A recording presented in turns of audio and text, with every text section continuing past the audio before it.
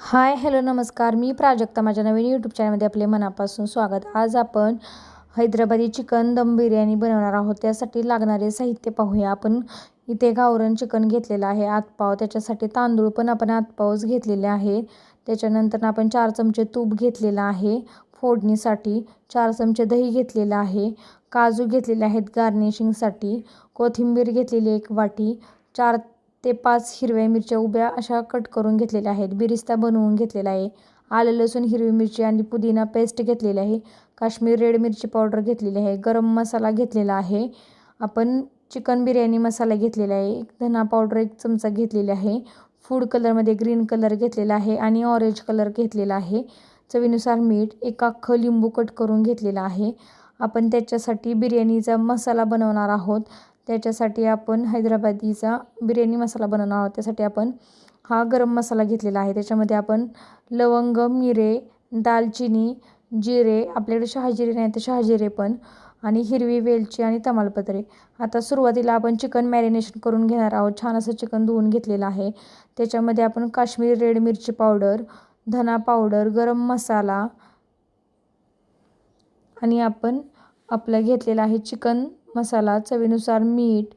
त्याच्यानंतर हिरव्या कट करून घेतलेल्या मिरच्या घेतलेल्या आहेत 4. आलं लसूण हिरवी मिरची पुदिना पेस्ट घेतलेली आहे 2 चमचे. त्याच्यानंतर भरपूर अशी कोथिंबीर घेतलेली आहे. त्याच्यानंतर आपण जे 4 चमचे दही घेतलं होतं ते सगळं दही आपण त्याच्यामध्ये घालून घ्यायचं. दही हे घट्ट घ्यायचं. त्याच्यानंतर आपण लिंबू घेतलेला आहे, तर अर्ध लिंबू त्याच्यामध्ये घालून घ्यायचं.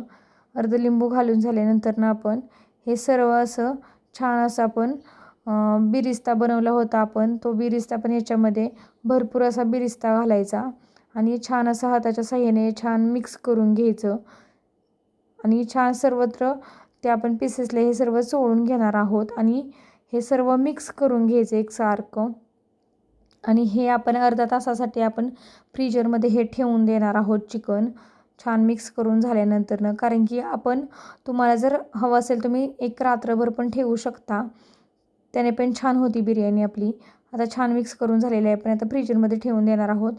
भात शिजवण्यासाठी आपण गॅसवरती पाणी ठेवलेलं आहे. त्याच्यामध्ये आपण हिरव्या मिरच्या घातलेल्या आहे 2, कोथिंबीर, अर्धा लिंबू आहे त्याचा रस घालणार आहोत.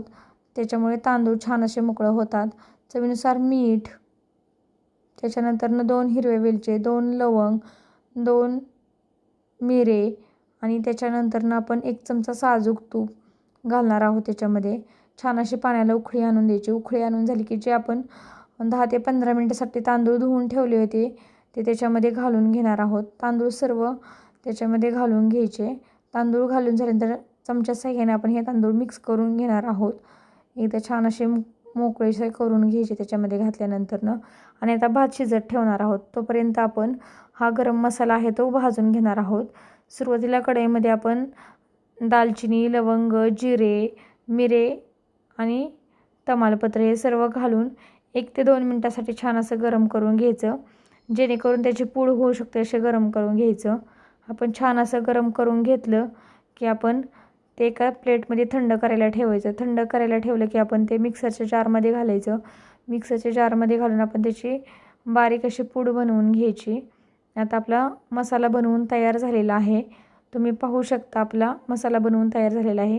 जे आपण अर्धा तासासाठी चिकन मॅरिनेशन करायला ठेवलं होतं त्याच्यामध्ये हा मसाला आपण 2 चमचे घालून घ्यायचा आणि हा मसाला त्या सर्व चिकनला आपण चोळून घेणार आहोत. आता छान असं मिक्स करून झालेलं आहे. त्याच्यानंतर आपण गॅसवरती कढई ठेवलेली आहे. त्याच्यामध्ये आपण 1 चमचा तूप घातलेला आहे. जे गार्निशिंगसाठी आपण काजू घेतलेले आहेत ते काजू आपण त्या तुपावरती फ्राय करून घेणार आहोत.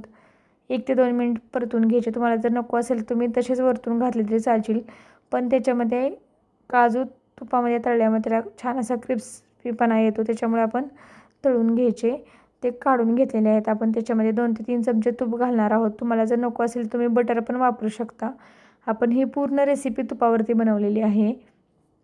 जे मॅरिनेशन करून ठेवलं होतं चिकन ते 30 ते 40 मिनटासाठी आपण ते त्याच्यामध्ये घालून घेणार आहोत आणि सर्व चिकन आणि तो मसाला त्याच्यामध्ये घालायचा आणि छान असं तुपावरती 1 ते 2 मिनिट छान असं परतून घ्यायचं. हे सर्व स्लो गॅसवरतीच करायचं प्रोसिजर.